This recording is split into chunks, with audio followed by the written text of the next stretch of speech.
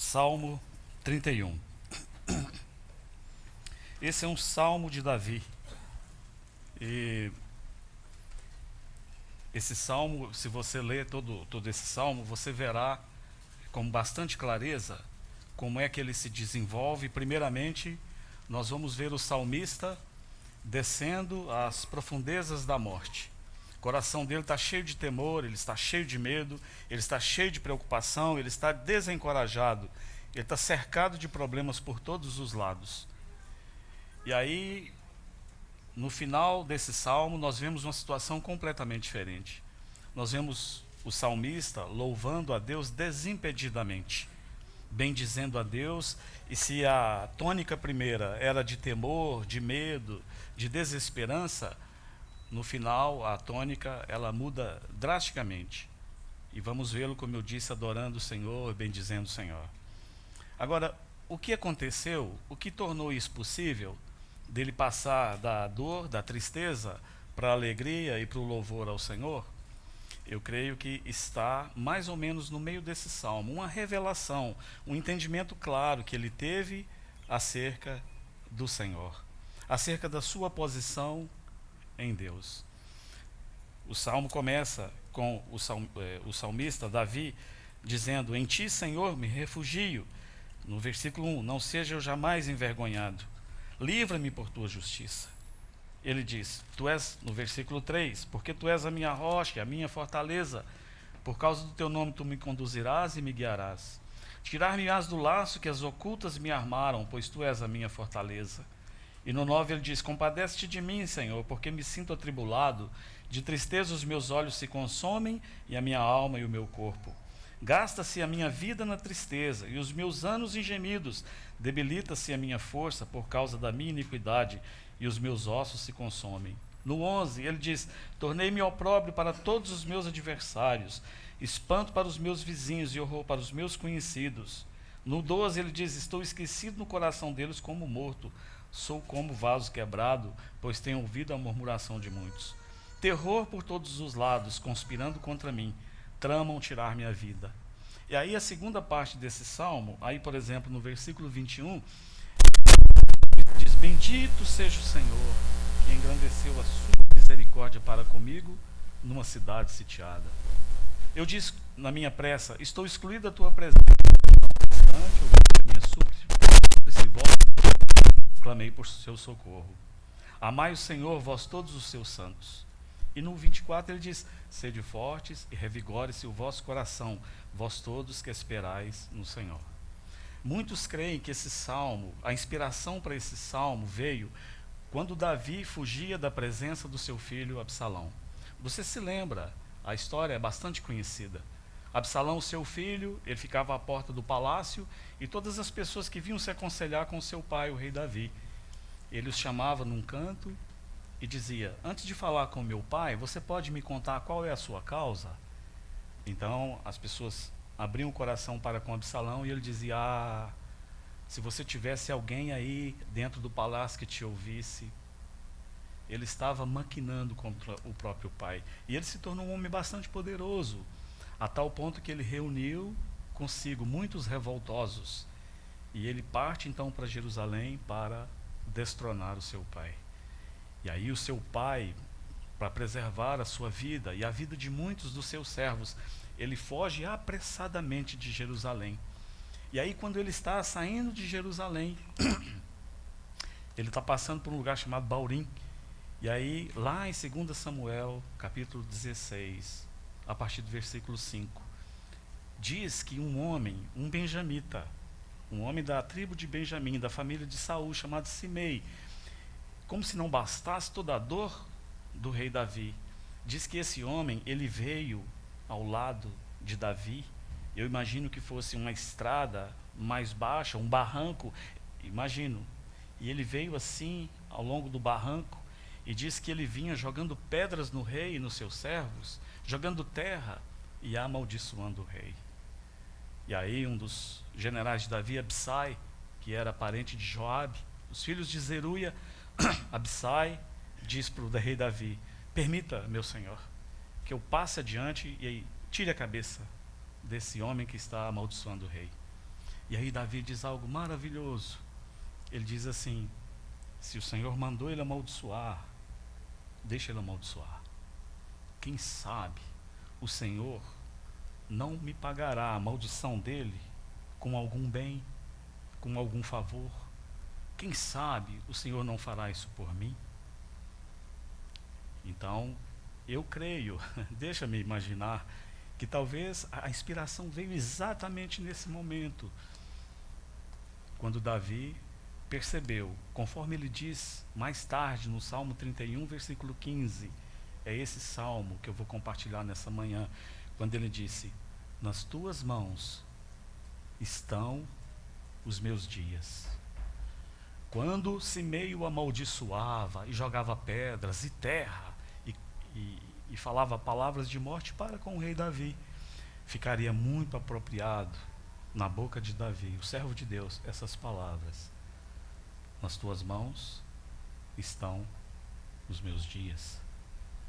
Essa compreensão clara de que todos os seus dias estavam nas mãos do Senhor. Isso fez com que ele, mesmo em tristeza de morte, mesmo em temor, mesmo com medo, mesmo sem esperança, mesmo desencorajado, mesmo preocupado, ele pudesse caminhar tranquilo, poderia dizer assim, porque ele descobriu, como uma revelação, de que nas mãos do Senhor estavam todos os seus dias. Ele confiou plenamente no Senhor, e o Senhor o livrou, como o Senhor sempre faz com o seu povo. E mais tarde nós vamos vê-lo voltando em triunfo, e ele foi vencedor naquela batalha contra o conspirador Absalão. Agora, eu quero compartilhar com você nessa manhã, e tenho que fazê-lo de uma maneira rápida por causa do tempo, essas duas expressões que o Espírito Santo coloca aqui, nesse versículo 15. Nas tuas mãos estão os meus dias. Essa expressão, meus dias, e essa expressão, tuas mãos. Meus dias. O que Davi realmente quer dizer com isso? O que significa meus dias? Não precisamos gastar muito tempo pensando nisso, é claro, é evidente. Os meus dias fala da nossa vida. Hebreus capítulo 12 nos diz que todos nós que cremos no Senhor Jesus, nós estamos numa carreira pela vida. Hebreus disse, visto que temos a rodear-nos tão grande nuvem de testemunhas, desembaraçando de todo o peso do pecado que tenazmente nos assedia, corramos com perseverança a carreira que nos está proposta. A vida cristã é uma corrida. E eu já compartilhei aqui outras vezes, não é uma corrida de 100 metros, pá! É uma corrida de maratona, a corrida mais extenuante que se tem por aí. 42 quilômetros, 185 metros. Então, meus dias referem-se às dificuldades da vida, vicissitudes da vida, aos desafios que nos cercam, às pressões que esse mundo coloca sobre nós, as mudanças que enfrentamos diariamente. Quantas mudanças enfrentamos diariamente, não é? Enfrentamos a mudança básica no nosso corpo físico. Não tem como escapar. Há técnicas modernas de retardar, de melhorar, corta ali, enche ali, tira de lá, puxa daqui, mas estamos fadados a sofrermos as mudanças do tempo no nosso corpo físico. Não tem como escapar. E às vezes sofremos com isso, não é verdade? Percebemos essas mudanças de uma maneira mais clara quando comparamos, vemos uma foto lá da década de 80, de 70, de 90, e aí a gente até assusta, não é? Uma certa poetisa no passado, ela expressou muito bem isso num poema que ela fez. O poema chama-se Espelho, e ela diz assim: eu não tinha esse rosto de hoje, assim calmo, assim triste, assim magro. Eu não tinha esses olhos tão vazios, nem o lábio amargo. Era exatamente isso que acontece com qualquer um de nós. Vamos envelhecendo pouco a pouco. E aí, a pressão do tempo, o tempo, exercendo essa pressão sobre nós, faz com que muitas coisas ocorram conosco. Claro, primeiramente nas nossas limitações, vamos ficando limitados. Não conseguimos mais fazer as coisas que fazíamos com desenvoltura. E começamos a experimentar canseira e enfado. Nosso corpo agora está limitado. Me lembro muitos anos, quando eu jogava bola num time lá da minha cidade, eu era o mais novo entre eles. Eram todos muito mais velhos que eu. E um dia, numa jogada, um deles não fez a jogada como deveria ser feito. E eu cobrei dele com veemência. Eu disse, mas por que você não fez isso? Me lembro exatamente o que ele me falou. Ele disse assim, Léo, a minha cabeça sabia exatamente o que tinha que ser feito, mas as minhas pernas não quiseram me obedecer. É exatamente isso. As limitações que nos são impostas no nosso corpo físico. E muitos de nós, para isso, é um fardo, uma dificuldade muito grande, que pode até, muitas vezes, levar-nos ao desespero. Mas o salmista diz, todos os meus dias, inclusive a velhice, inclusive essa dificuldade da velhice, estão nas tuas mãos. Nós também, por causa das mudanças que experimentamos, nós vamos experimentando mudança no nosso humor, nos nossos sentimentos, no nosso pensamento. Nosso querido irmão Ernie Hyle, ele costuma dizer que à medida que envelhece, duas coisas estão acontecendo com ele, uma positiva e uma negativa. Ele diz que a positiva tem melhorado muito nele a capacidade de esquecer. E a negativa, que tem acontecido com ele, é que tem piorado a capacidade de se lembrar. É exatamente isso. As mudanças que vão nos cercando. Mudanças de humor, de temperamento, de sentimento, mudança em nossos corpos, tantas coisas que nos acontecem, não é verdade? Mas então, Davi, quando ele olha para o Senhor, quando ele pensa mais um pouquinho, ele tem essa revelação de Deus, de que tudo que lhe acontecia estava nas mãos do Senhor. Meus dias, tuas mãos. Agora, que mãos são essas que Davi enxergou, que ele teve essa revelação de que toda a sua vida, todo o seu viver, todos os seus tempos, como diz na versão inglesa, em algumas, todos os seus tempos, todos os seus dias estavam nas mãos. Que mãos são essas? Aliás, é preciso perguntar primeiro, você sabia que a nossa vida está nas mãos do Senhor? Mas você sabia que eu posso te mostrar isso pela palavra de Deus? Que não é apenas um desejo aqui, uma ilação da minha parte? Não. O texto bíblico deixa bem claro que nós estamos nas mãos do Senhor Jesus. Abra comigo aí e vamos agora ver um pouco dessas mãos. Essas mãos que seguram todos os nossos dias. Abra comigo em João, capítulo 20. Evangelho de João, capítulo 20. Versículo 25. João 20, 25.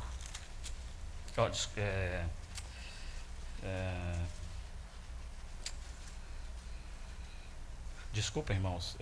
João 10, 27. Desculpa. João 20 é depois. João 10, 27. Em João capítulo 10, no versículo 27, o Senhor Jesus diz assim, irmãos, são palavras do Senhor Jesus. Ele disse assim, as minhas ovelhas, João 10, 27. João 10, 27. As minhas ovelhas ouvem a minha voz, eu as conheço e elas me seguem. Eu lhes dou a vida eterna, jamais perecerão e ninguém as arrebatará da minha mão. Aquilo que meu Pai me deu é maior do que tudo, e da mão do Pai ninguém pode arrebatar. Maravilhoso isso, não é? Como se não bastasse a segurança que o versículo 28 nos dá, o Senhor Jesus disse, jamais perecerão e ninguém as arrebatará da minha mão. Aí ele amarra junto com o Pai, porque ele e o Pai, eles são um. E ele diz, e da mão do Pai ninguém pode arrebatar. Você sabia que, como ovelhas do Senhor Jesus, todos os nossos dias estão nas mãos dele. Sabia, Jéssica? E ninguém pode nos arrebatar da mão dele.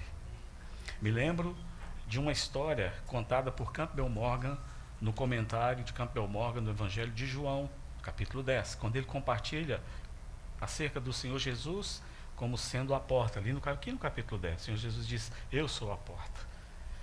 Campbell Morgan conta a história de um irmão que, certa vez, caminhando pelo Oriente Médio com um guia, de repente ele se depara com um pastor conduzindo as suas ovelhas. E aí esse irmão, ele fala para o guia: vamos entabular uma conversa com ele. E eles começam ali a conversar com aquele pastor de ovelhas. E aí o irmão diz para o guia: pergunta para ele onde que ele está indo agora. Aí o pastor responde: eu estou indo guardar as minhas ovelhas no aprisco. E diz para eles se podemos ir. E ele falou: claro, podem vir.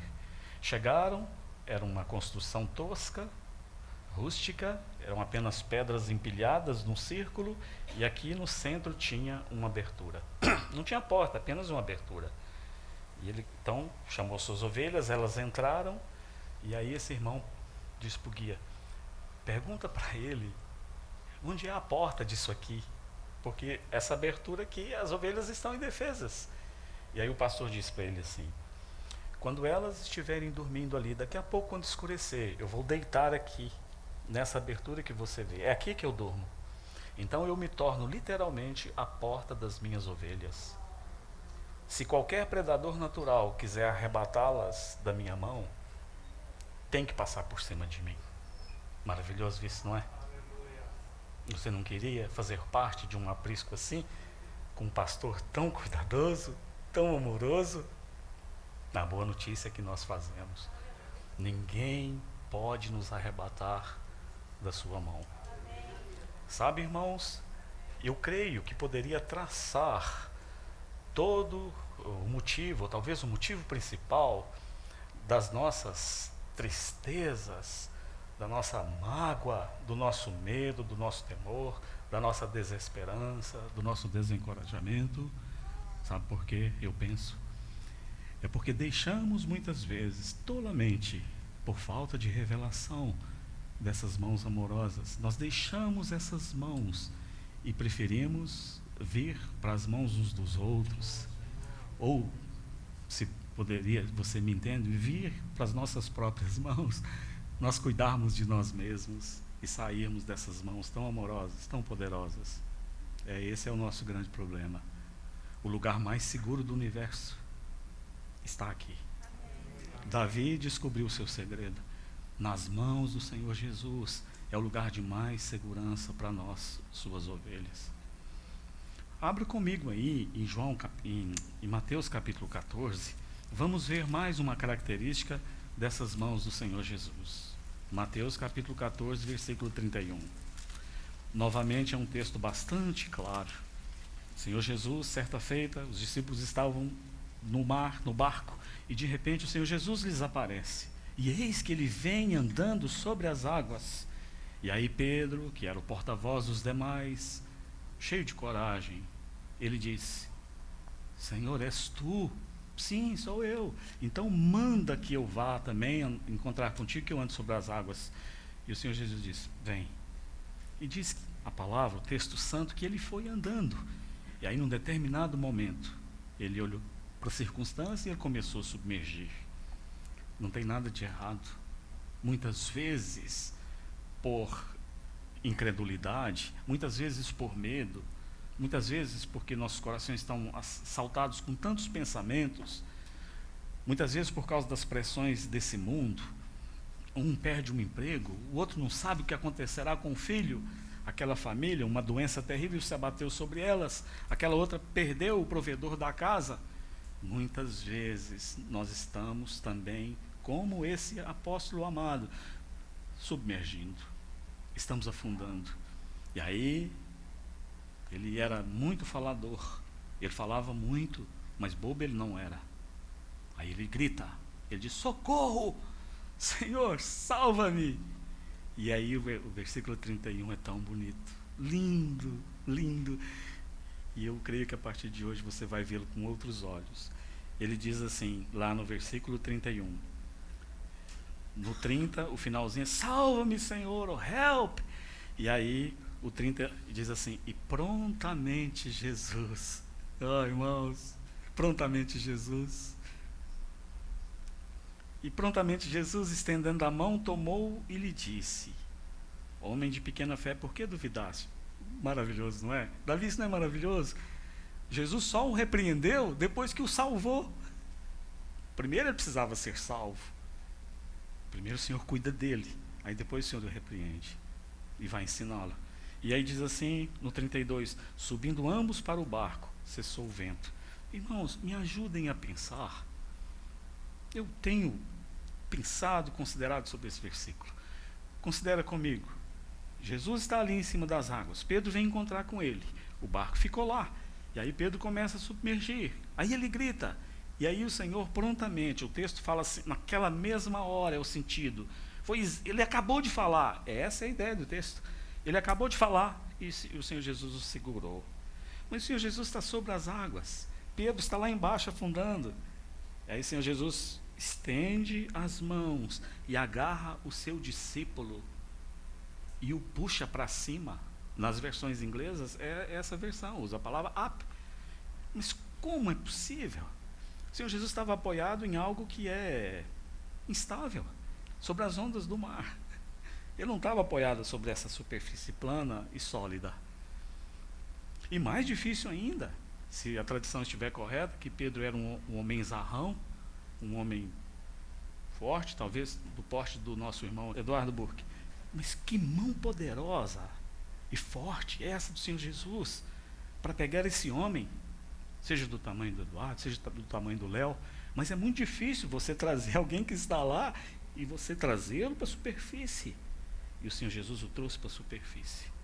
E aí diz que ambos subiram para o barco. Essas são as mãos nas quais você se encontra. Você sabia? Essas mãos prontas para salvar.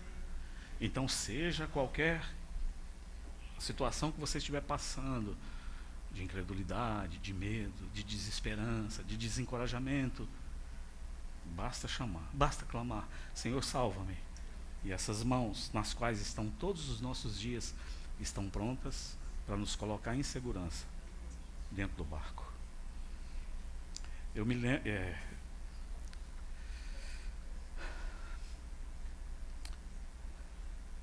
essas mãos do Senhor me lembram aquele animalzinho lá no Antigo Testamento, já falei aqui, é o texugo, de cuja pele era feita uma das cortinas do tabernáculo. Ratel é o nome dele, você pode procurar aí no Google. É um animalzinho mais ou menos desse porte, do tamanho de um cachorro mediano. Ele não tem aparência nem formosura, mas ele é cheio de coragem, e a sua força principal está na sua mandíbula. Ele luta com leões, leoas e qualquer bicho, e os animais o temem, porque ele tem a sua mandíbula é composta de tal maneira que quando ele morde em alguma coisa, é como se a mandíbula fizesse clique, e ele vai morrer ali segurando aquela perninha. É assim com essas mãos do Senhor Jesus. Nunca nos deixará. E Ele tem força para nos segurar e nos trazer de volta para um lugar seguro, nos colocar em segurança dentro do barco. Abra comigo em João capítulo 13, versículo 1. Por causa do tempo, não tem outras coisas que preparei, mas confiemos que o Senhor é poderoso e Ele nos guardará. Enquanto vocês abrem João capítulo 13, versículo 1, eu cito rapidamente o Salmo 123, onde fala que como os olhos dos servos, das servas, estão nas mãos do seu Senhor. Você se lembra do Salmo 123? A figura ali, quando havia uma festa ali, no meio dos hebreus, nos tempos antigos, a festa estaria acontecendo aqui, e haveria um lugar lá, uma plataforma um pouco mais baixa, onde ficavam os servos.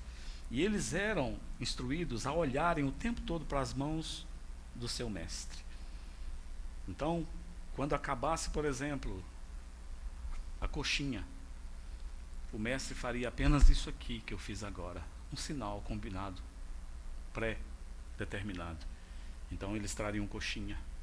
Quando tivesse acabando o suco, ele faria assim na barba e imediatamente trariam mais suco e assim por diante. Então qual a função do servo? A função do servo era manter os olhos o tempo todo nas mãos do seu mestre. E daquelas mãos é que vinham a direção daquilo que os seus servos precisavam fazer ou não. Essas mãos têm nos dirigido, irmãos, de maneiras que nós nem percebemos. Às vezes, conosco acontece aquilo que o Senhor disse para Pedro que aconteceria. Você se lembra? Quando ele chega para lavar os pés de Pedro, Pedro fala, não, não, de maneira nenhuma. E o Senhor fala, o que eu faço agora, você não entende. Compreendê-lo-ás mais tarde. Lembro da história de M. Carmichael. Você já ouviu falar nessa missionária cristã? Nasceu na Irlanda do Norte, em 1867. E ela, quando era pequenininha, é uma história muito conhecida. A família dela toda tinha os olhos azuis. E ela, um dia, na tenra idade, ela ouviu que Jesus ouvia as orações. E ela foi até o Senhor e orou com fervor para que o Senhor mudasse os seus olhos castanhos para azuis. E foi dormir tão feliz. E no outro dia, quando ela olha no espelho, ela tinha certeza que ia ter olhos azuis. Estava lá os seus olhos castanhos. Então ela não compreendeu corretamente. Até que muitos anos depois, ela vai como missionária para a China. E ali, nos templos pagãos, onde as meninas eram vendidas como escravas ali para os ídolos pagãos de pedra, mas um ídolo não tem boca, um ídolo não fala, então na verdade elas se tornavam escravas dos sacerdotes desses ídolos. Aqueles templos era vedado a entrada de estrangeiros, de pessoas com olhos azuis. Então a história diz que ela passava óleo no corpo, um tipo de um café, uma coisa assim, e ela poderia entrar ali livremente para resgatar aquelas meninas, porque ela tinha olhos castanhos e se assemelhava a uma indiana. Essa mão que dirige, essa mão que aponta o caminho, essa mão que mesmo que nós não percebamos, ela está por trás, nos amparando, nos dirigindo, preparando tudo para que o propósito dele se cumpra na nossa vida. E em João 13, fala dessa mão amorosa. Irmãos, esse texto é tão lindo, não é? Irmão, ele compartilhou tantas vezes conosco esse texto. Tão lindo. Ali diz que, tendo amado os seus, os amou até o fim. E agora nós vamos ver essas mãos servindo-nos amorosamente. É incompreensível. Isso ultrapassa, pelo menos a minha compreensão, que o Rei dos Reis, o Senhor dos Senhores, esse mesmo que eu vos disse há pouco, que andou sobre as águas, que agora ele vai ajoelhar-se, cingir-se com uma toalha, pegar uma bacia, e ele vai descer na mais baixa posição e usar essas mãos que ele usou para criar o mundo. Agora vai usá-las para lavar os pés desses discípulos teimosos, desses homens pecadores, desses homens inconstantes. O próprio lavar dos pés, ele tem aponta para uma necessidade básica. Depois, quem aqui não irá concordar comigo, depois de um dia de trabalho, um dia estafante, um dia de calor como nesses dias, você tomar um banho refrescante? Ou como se diz lá em Minas, você tirar a canseira do corpo e tomar um banho. Naquela época, trazia frescor naquela Palestina quente, naquela Judéia quente, naquela Galiléia quente. Então apontava para isso, esse frescor, como um bálsamo. Mas apontava também para essas mãos preocupadas com o nosso bem-estar, com nossa segurança. Irmãos, essas mãos amorosas do Senhor, quanto amor! Esse que desce do esplendor da sua glória e vem aqui viver nesse vale de lágrimas, e a tal ponto tomar esses pés de homens como Pedro, um homem como Renan, um homem como Murilo, um homem como Walter, um homem como a Solange, como a Bel, como a Maria Isabel, como a Muriel, como Fernanda, Carol, e agora lavar os pés dessas pessoas citadas. Lavar os pés daquele que o trairia. E como ele dizia, né, dando uma última olhada para Judas, e naquela troca de olhares, como quer dizer, ainda dá tempo, você não quer mudar de ideia?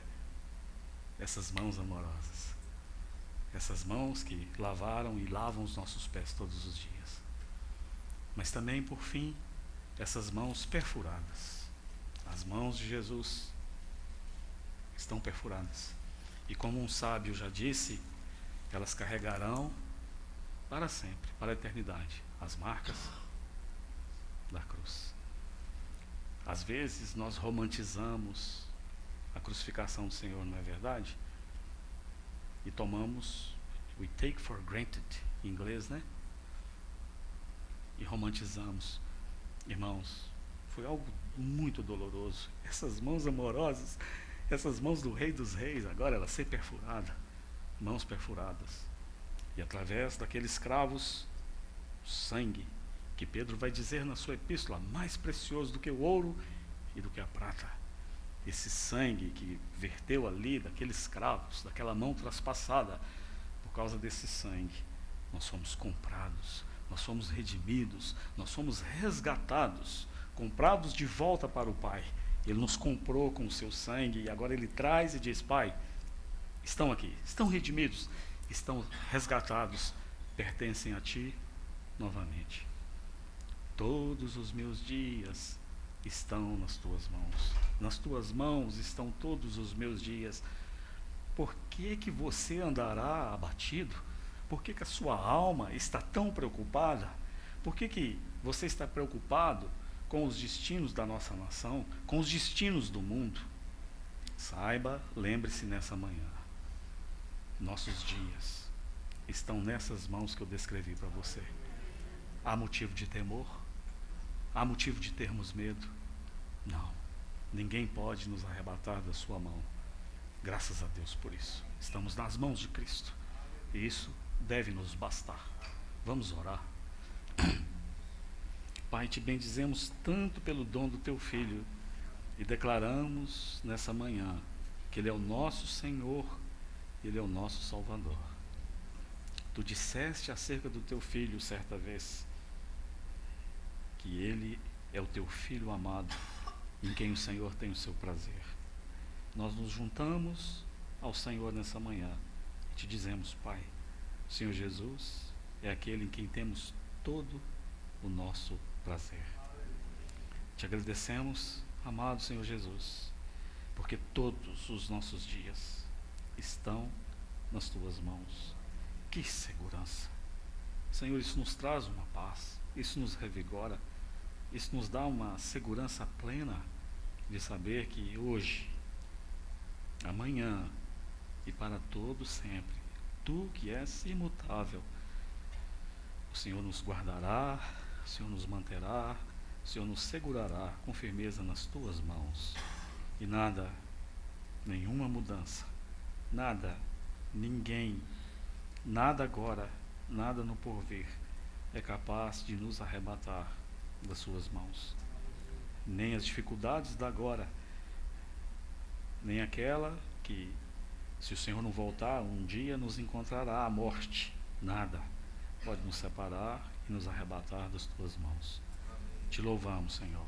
Receba nessa manhã todo o nosso louvor, toda a nossa adoração, porque só o Senhor é digno. Te amamos, Jesus. Amém.